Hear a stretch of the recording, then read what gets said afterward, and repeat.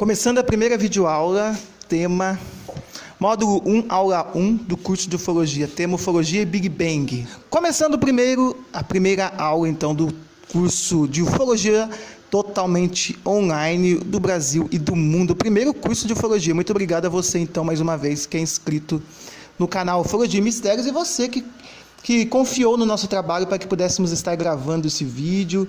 E para vocês que estão fazendo o curso, para você que está chegando agora, seja bem-vindo, seja bem-vinda, tá bom? Primeiramente, vamos começar com o que é ufologia. Ufologia, no dicionário, é a reunião dos estudos, conhecimentos ou hipóteses acerca dos UFOs, objetos voadores não identificados, ou seja, a ovinologia. Vou mais além ainda. Ufologia é o estudo de objetos voadores não identificados, como diz, mas na verdade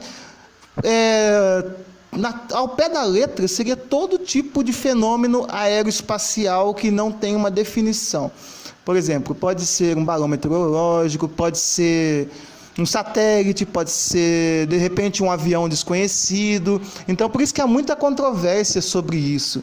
Quando o Pentágono, por exemplo, recentemente, em março, agora no final de abril de 2020, ele admitiu a existência dos OVNIs, vocês podem ver claramente que eles admitiram a existência dos OVNIs, mas não admitiram a origem extraterrestre. Está vendo como tem diferença nisso?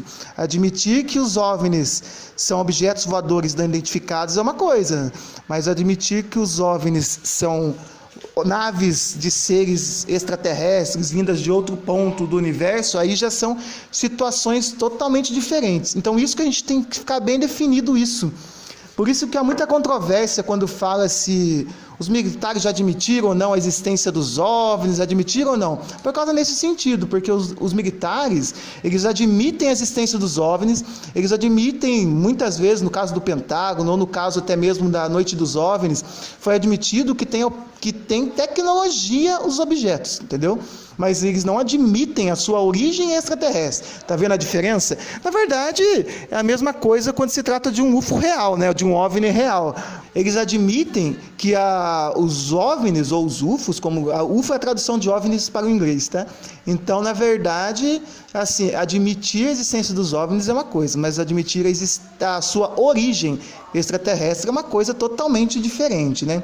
E a questão, estamos sozinhos no universo, é a questão que intriga muita gente, né? É algo assim que muito se fala, as pessoas têm essa dúvida, se realmente existe vida em outros pontos do universo. Você que está assistindo a aula agora, assistindo nesse momento, você acredita que os OVNIs podem ter origem extraterrestre? Vocês acreditam que... vocês têm noção do tamanho do universo? Então, é uma coisa difícil da gente definir, né? Mas tudo teve um início, tudo começou do princípio, né? E a teoria do Big Bang, o que seria? É a teoria da cosmologia, tá, dominante sobre o desenvolvimento inicial do universo, ou seja, os cosmólogos usam esse termo Big Bang para se referir à idade que o universo originalmente foi se formado. Imagina, vamos refletir um pouco, tudo que você conhece hoje pelo universo, tudo que você conhece hoje de matéria, tudo que existe hoje estava concentrado, esse minúsculo ponto que vocês estão vendo aí agora no vídeo, esse minúsculo ponto do tamanho da cabeça de um alfinete.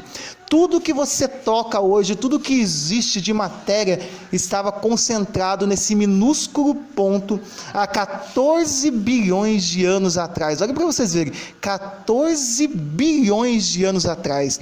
Nós imaginarmos esses números tão grandes, né? 14 bilhões de anos, imaginar tudo isso, que tudo isso se passou no piscar de olhos, né?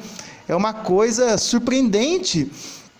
E o George Lemaitre, ele propôs o que ficou conhecido como a teoria do Big Bang, da origem do universo. Embora ele tenha chamado a hipótese do átomo primordial, é o primeiro nome que tinha antes do Big Bang. Daí o quadro desse modelo se baseia na teoria da relatividade de Albert Einstein. Em hipóteses simplificadas, vamos dizer assim, as equações foram formuladas por Alexander Friedman, depois por Edward Hubble, e descobriu em 1929 que a distância das galáxias distantes e geralmente era proporcional ao desvios para o vermelho, como sugerido por Lemaitre em 1927. As observações foram feitas para indicar que todas as galáxias, olha para vocês verem, todas as galáxias e aglomerados de galáxias muito distantes, eles têm uma velocidade aparentemente diferente do ponto de vista. Quanto mais distante, maior a velocidade aparente. Na apostila de vocês, que a gente enviou, tem um pouco aí do Big Bang. É bom, caso vocês não leram ainda antes de assistir esse vídeo, depois que acabar o vídeo, leiam também a parte teórica do livro. Vocês têm certeza que vocês vão aprender muito também. Logicamente que ali está bem reduzido na apostila, mas assim, é um conhecimento incrível, sabe, que vale a pena a gente entender. Assim, se as distâncias entre os aglomerados de galáxias estão aumentando atualmente, então todos deviam estar muito mais próximos no passado, né? Essa ideia tem sido considerada em densidades, temperaturas extremas, sendo que os grandes aceleradores, como os de partículas, que vocês estão vendo aí como colisor de hadrons, têm sido construídos para experimentar e testar tais condições, que resultam em significativas confirmação da teoria. Mas assim, no entanto, mesmo com toda essa tecnologia, eles têm capacidade limitada, sabe, de pesquisas para regimes assim de alta energia.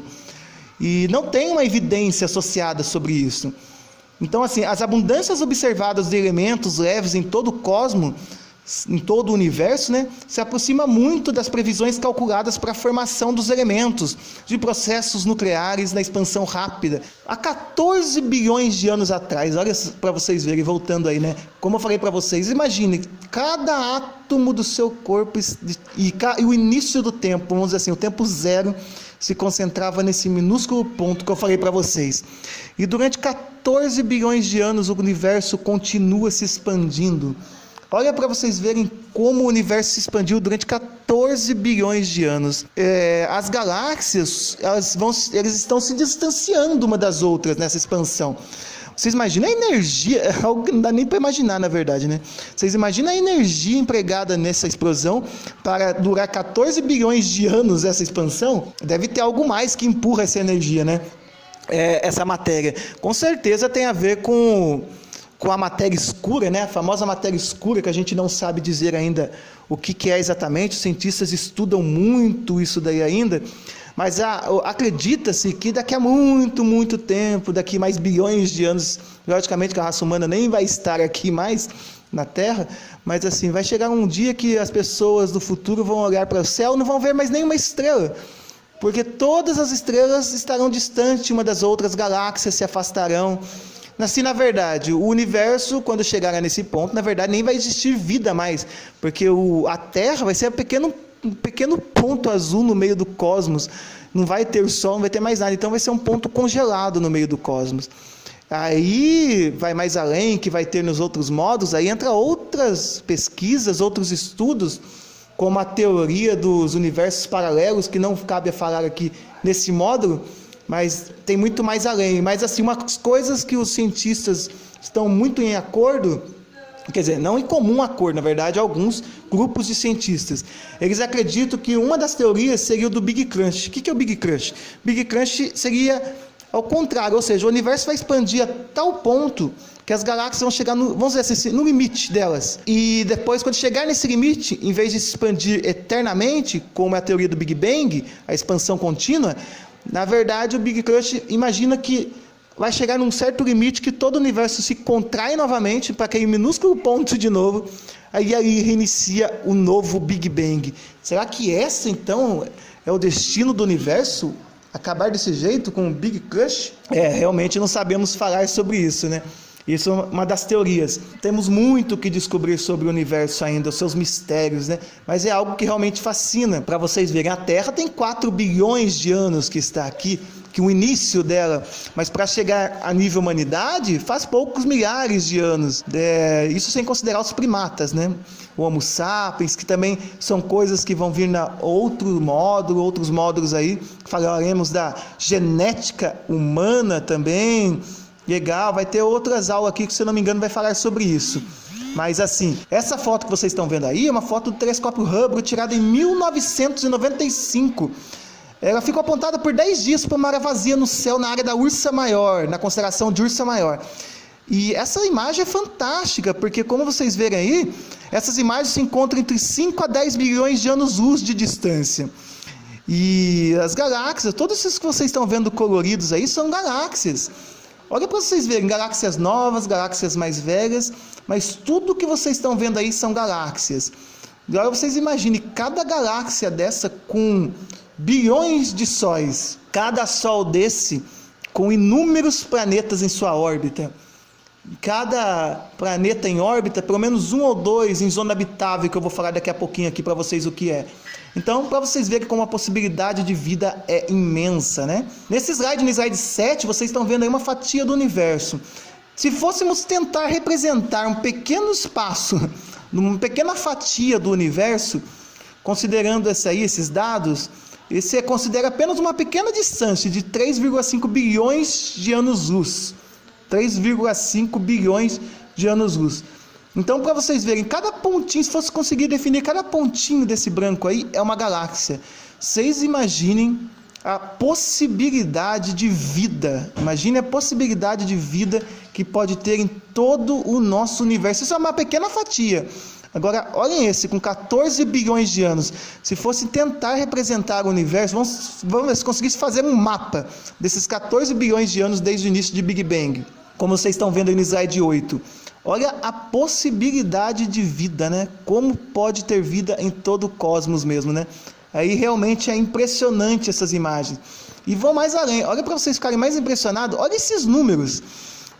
Se fosse tentar representar isso, um pequeno universo visível nosso, olha os números. Números de superaglomerados do universo visível, 270 mil.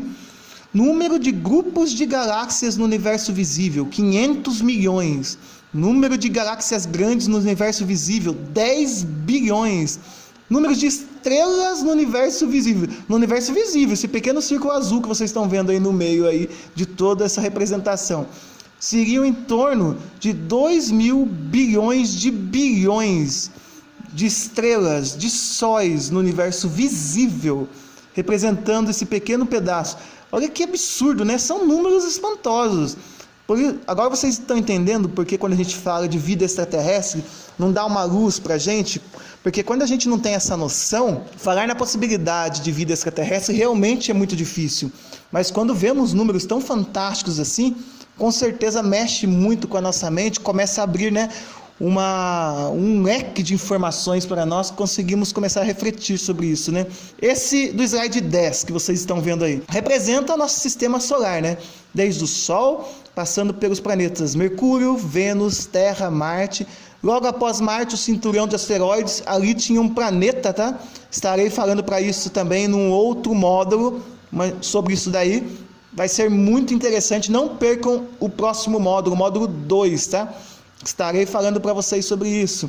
Mas aqui estou partindo do princípio para vocês entenderem bem. Júpiter e Saturno são planetas gasosos. Saturno tem mais de 60 luas, para vocês terem uma ideia.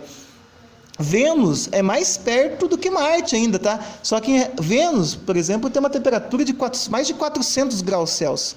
Então eles acreditam que não existe vida lá. Acreditam, né? Mas na verdade eu vou dar uma canjinha para vocês, mostrar essa foto para vocês. Essa foto foi tirada por uma das sondas que foi enviada ao planeta Vênus há décadas atrás, e ali já mostrava vida no planeta Vênus.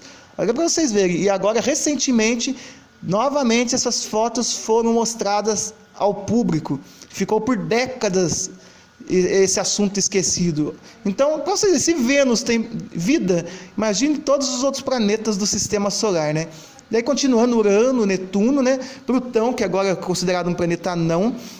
Por que eles consideravam o planeta anão? Porque senão muitos outros objetos que estão no cinturão de Kuiper, que é logo após Plutão, entrariam na escala de planetas. Então, por isso que eles preferiram rebaixar Plutão, porque daí nosso sistema solar teria milhares de planetas que poderiam ser considerados planetas. Então, por isso que teve essa alteração, entenderam? Esse do slide 11, eu acho muito linda essa imagem, que mostra a nossa galáxia, a Via Láctea. Olha para vocês verem aí o nosso sistema solar, é um minúsculo pontinho no meio do nada. E só nessa nossa Via Láctea são 200 bilhões de sóis. Agora vocês imaginam quantos planetas orbitando em sua órbita. E mais ainda, imagine a possibilidade de vida nesses planetas. São números espantosos, né? Que faz a gente refletir muito sobre como somos pequenos, né? Isso, nossa galáxia é uma, como eu mostrei para vocês, no meio de bilhões e bilhões e bilhões de galáxias.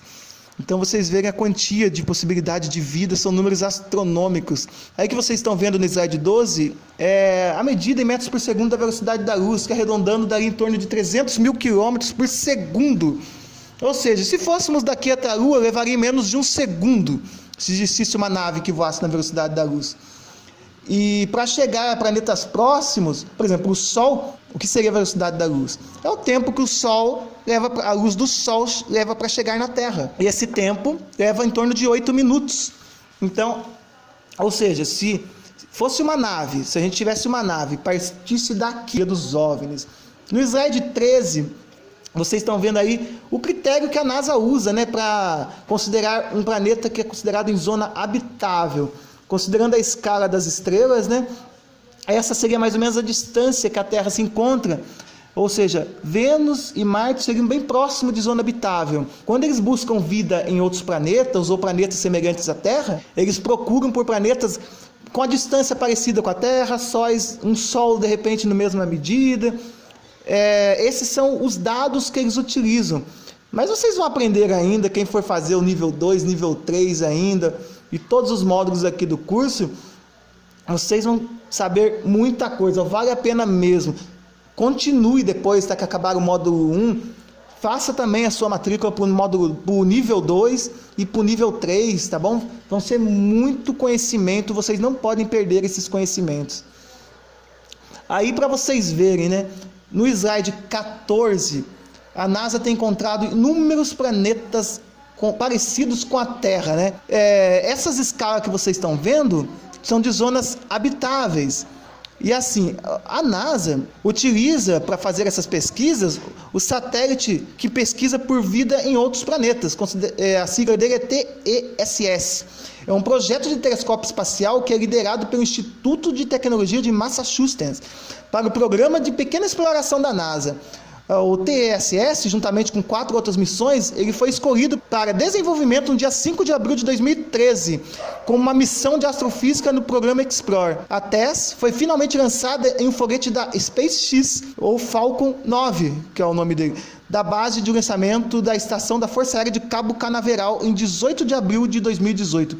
E após isso, muitos planetas considerados em zonas habitáveis, novas terras têm sendo descobertas aí a números astronômicos. Não temos tecnologia ainda para viajar para esses planetas? Não temos, mas com certeza em algum momento do nosso avanço chegaremos a esse ponto dessa tecnologia. O principal objetivo dessa missão do TESS, né, é pesquisar mais de 200 mil estrelas, as mais brilhantes perto da Terra. Eles procuram por exoplanetas em trânsito durante o período de 2 anos. O trânsito seria a órbita deles, tá? Em torno do Sol. Esse seria o movimento deles. Então, por isso que eles falam em trânsito. TESS examinará sistematicamente assim, em torno de 85% do céu visto da Terra. Concentra-se nas estrelas visíveis no hemisfério durante a noite, né? E no hemisfério sul no ano seguinte. O projeto utiliza uma série de câmeras de campo amplo para realizar uma pesquisa em todo o céu. Com o TESS seria possível estudar a massa, tamanho, densidade e órbita de um número tão grande de pequenos planetas, incluindo uma amostra de mundos rochosos em zonas habitáveis de suas estrelas hospedeiras. E fornece como alvo principal, né, a característica adicional pelo telescópio espacial James Webb, bem como outros grandes telescópios, né, espaciais do futuro. A NASA tem descoberto inúmeros planetas habitáveis. Alguns dos exoplanetas, como vocês estão vendo aí no slide 15, o Kepler 69c, Kepler 62e, 62f, que são planetas semelhantes à Terra, né? Olha nesse mapa, esse gráfico aí no slide 16. Olhem a quantia de planetas. Aí é uma pequena quantia, lógico, né? Tem já centenas e centenas de planetas semelhantes à Terra. Aí seriam alguns Keplers, alguns planetas semelhantes à Terra. Olhem para vocês verem a quantia de planetas, a quantia de possibilidade de vida. Isso vocês lembram, né? Que eu falei para vocês dos números astronômicos de vida, de possibilidade de vida do nosso universo, né? E assim, no slide 17, a NASA descobre a primeira superterra próxima e pode abrigar vida alienígena. Essa matéria é da revista Ciência, do dia 6 de agosto de 2019. A NASA, recorrendo ao telescópio espacial TESS, que é o que eu falei para vocês, descobriu um planeta a cerca de 31 anos-luz. Lembre-se que a velocidade da luz é de 300 mil quilômetros por segundo. Então, se tivéssemos uma nave voando nessa velocidade, levaríamos 31 anos para chegar nesse planeta. Segundo o que foi descoberto, essa superterra poderá ter condições que abriguem sua vida. Tá vendo a possibilidade de vida? Aí um pouco que eu falei para vocês do Big Bang, da origem, vocês veem a quantia, a possibilidade de vida que pode existir em todo o cosmos, né? Eu agradeço muito a presença de você aqui no módulo 1, na aula 1, sobre o que é ufologia, e aproveitamos também, falamos sobre o Big Bang. Tenho certeza que foi muito útil para vocês, muito conhecimento, né? Eu agradeço a você que fez sua matrícula, que está inscrito aqui no módulo 1. Eu tenho certeza que vocês vão gostar das outras aulas privadas aqui que eu vou lançar para vocês. Tenho certeza absoluta que vai ser muito útil para todos. Eu agradeço muito mesmo pelo carinho de vocês, de coração mesmo. Fico muito feliz com a participação de todos, viu? E se você conhece algum amigo aí que está a fim de fazer o curso, ou que gosta de ufologia como você gosta, e dos mistérios da humanidade, assim, mesmo que a pessoa tenha dúvida sobre vida extraterrestre, mas ela acredita que não podemos ser tão pequenos assim no cosmos, né? Peça para que ela faça o curso. Fale para ela, estou fazendo um curso muito legal mesmo com o Renato Mota, o ufólogo lá do canal Ufologia Mistérios. Ele tem bastante conhecimento na área de ufologia. Peça para ele, fale para ele que eu tenho desconto especial para inscritos no canal. Fala para ele se inscrever, para ela se inscrever, que eu tenho certeza que eles vão gostar muito, viu?